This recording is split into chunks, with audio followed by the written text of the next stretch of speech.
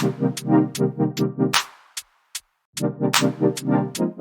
going on, everybody, and welcome to the other side of the Firewall podcast, where we talk about the latest and greatest of cybersecurity news, as well as we highlight those movers and shakers and glass ceiling breakers, those people of color who've made it to the other side of the proverbial firewall. My name is Ryan Williams, and as always, I'm joined by Shannon Times. What's up? What's up? What's going on? Welcome to Monday's episode.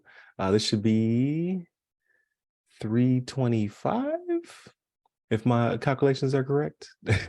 It's close. Somewhere in that ballpark. Yeah, somewhere in that ballpark. Yeah. Definitely continue to tune in. Monday and Tuesday are topics. Wednesdays are discussion, and then Fridays we talk about everything else. So no cybersecurity, just movies, books, TV shows, things of that nature. So without further ado, I'll give it to Shannon. All right, everybody. This article actually comes from NBCnews.com. It's by Ryan Nobles, Frank Thorpe, Zoe Richards, and Kevin Collier. And this one is titled "Data Breach Hits Hundreds of Lawmakers and Staff on Capitol Hill," right? So they end up getting their hands on a letter obtained by NBC News, and the FBI was able to purchase some of the hacked material on the dark web. So they had a significant data breach, and the FBI was like, all right, let's see what we actually have here. And they actually did purchase some and verify that, yeah, it was actual material related to some members on Capitol Hill. So what it was actually an attack on the DC Health Link, what do you call it? Exchange, the health exchange, for the Obamacare. But right. Yeah, so it actually has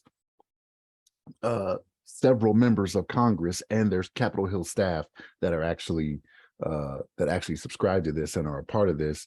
And there was actually some personally identifiable information that was leaked because of it. So in the article, it's kind of different, right? So there's one part where they say there was no PII exposed, but later on in the article, it talks about how Social Security numbers were exposed. And I'm like, well, isn't that PII? Like, I thought, that'd be PII is your Social Security number. But right. I think they misspoke. I think they were trying to say no, PHI was exposed. That's what makes more sense, right? Yeah. So like I read it and I was like, well, PII, Social Security number is PII, but PHI is the health information. That probably wasn't exposed. That makes more sense. I think that's probably what it was, and it was just a typo in there. But they do actually talk about how, yes, there was some there was some PII exposed, and what do you think they offered? So what do you think they offered once they had a data breach, right? Like, it had to be that LifeLock or its equivalent.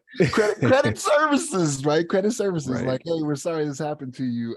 Please take this. You know what I mean? Doesn't really do much for you, right? Like, and honestly, like nowadays, it's one of those things where anybody who's done anything in technology already has it anyway, because they've been hacked by T-Mobile, Verizon, AT&T, or whomever, right? Like, working for the government even, right? Like, the government's been hacked to where they're like OPM, exactly, right? So like, it's already being offered to you, but that's what they offered up to everybody. But yeah, so the Capitol Police are assisting the FBI with the investigation, right? Because this happened. So my hope is that, because it affected people that are making laws on this, that they take it a little bit more serious. And I know this administration has been very on top of it and been on the ball about when it comes to, ransomware and cyber attacks and things like that. But maybe this was a lot of fire under them to be like, hey, we need to put a little bit more into this, being as how now it affects us, right? Like, it's different when you're not sitting in the ivory tower, you know what I mean? And just watching it all go down and be like, oh, that's sad. Let's just throw a little bone out to them. Now they got you now, you know what I mean? So maybe you'll do something about it. But yeah, this was it could be an eye-opening thing for them. We'll see.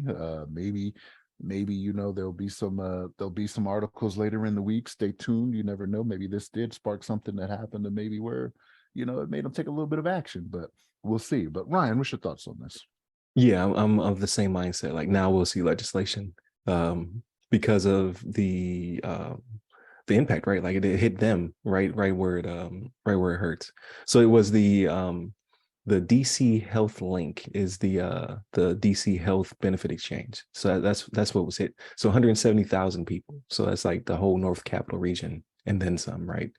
I definitely think that something will come about this. Like, luckily PHA was not leaked as well, because in my head that could be used for not ransom but blackmail, right?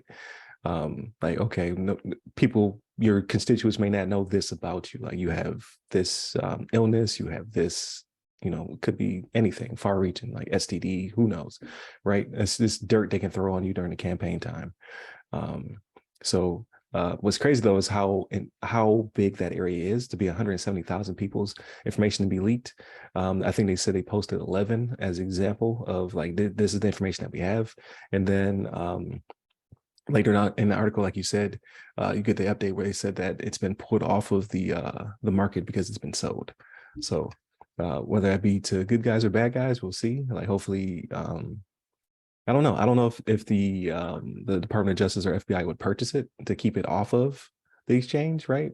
I don't know if that would be a tactic because you're not supposed to negotiate with terrorists, right? In this case, the bad actors being that thing, but they are pretty good at tracing money. So I mean, if they did pay them, they'd be able to find out where that money went and then track them down. So all speculation, but that information has been pulled down because it's in someone's possession now, and it probably impacts a large majority of congressmen and women, because I would assume the majority of them would be on the Affordable Health Care Act. Like how can you push something on someone and not use it yourself? But like, who knows, right? Like they have the best healthcare in the world, so maybe they have something different. But yeah, we'll see. More to come probably throughout the week. This is back from Wednesday, I want to say. So I would assume by next Wednesday. So after you've heard this, there should be an update with more information. Hopefully it'll be a good news story where it's like the Department of Justice or the FBI or someone has caught them, and here are the results, and this is how we did it. So we'll see how that goes, but definitely continue to tune in throughout the week. So again, Monday and Tuesday are our topics. Wednesday is a discussions week, and then Friday's everything else. So movies, books, games, all that good stuff. Hit us up at all of our websites. They go by our name. You can hit me up personally. I am at RyRy Security Guy. That's RYRY Security Guy on LinkedIn, Twitter, and Clubhouse. Stay safe, stay secure.